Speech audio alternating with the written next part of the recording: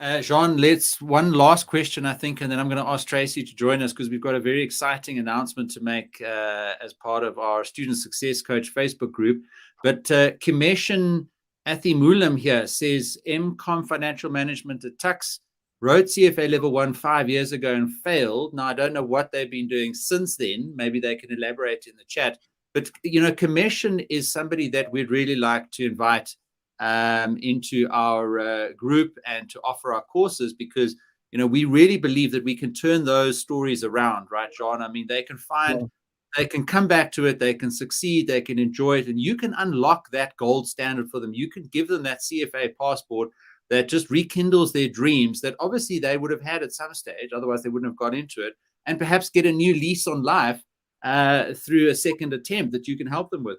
Well, you know, Commission, you're not special, because the majority of people who write CFA fail. In fact, through the 3 levels, historically, pass rates for level 1 and level 2 have been about 40%, and historically, level 3 has been 50%. Now, let's make those numbers real. If you took 100 people that started studying, out of 100, 40 would historically have passed level 1 to get to level 2. Out of those 40 that are now writing level 2, 40% of 40, 16 would get to level 3. And of those 16 that get to level 3, 50% of 16, 8. So out of 100, 8. Now, those are all the historical pass rates. But now what we've seen is there's been massive move towards computer-based testing, and the pass rate plummeted as low as 22% for level 1, 20-something% for level 2. So the pass rates have gotten even worse over the last 2 years, which is why I found more people coming on courses, because they're scared. It's a scary, difficult course to pass, and it seems to be getting more scary and more difficult. But with that, the prestige is going up.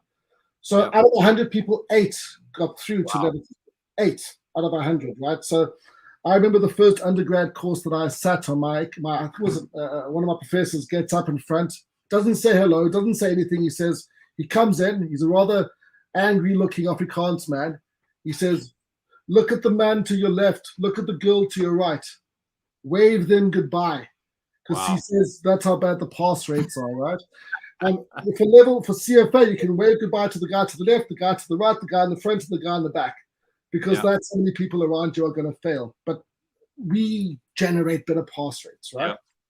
Yeah. What are your average pass rates, Jhan, that you in the industry? I mean, comparatively speaking, that you've experienced over the years, based on your unique teaching style?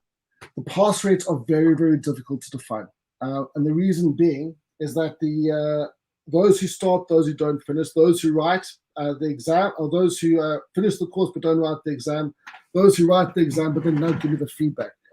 But you know, it's not uncommon for me to have a class of CFA level 1 students where between 85 and 95% of students pass. The most recent course that I ran with the big Goldman Sachs group, for example, I think we got everybody through except one.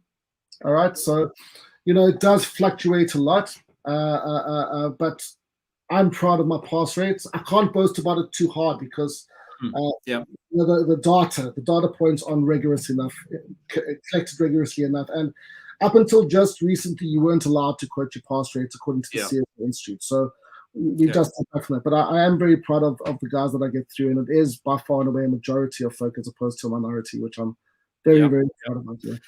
And you just have to go onto your LinkedIn page, for example, and see all the recommendations and the endorsements and the anecdotal examples, I think, of one by one, you know, the number of people that you've helped and the sort of testimonials that they've given you there, Jhan. So that's I would really invite everybody, please feel free to join my LinkedIn network. Just jump onto LinkedIn. You can see my name there, Jhan Burger. Feel free to add yourself to my network. We've got a few thousand folk that I've taught over the years, and you know, tap into that network. Maybe you can use it to find your next job, right? Or maybe help me find my next job. Who knows? Tap into my LinkedIn network. You're most welcome.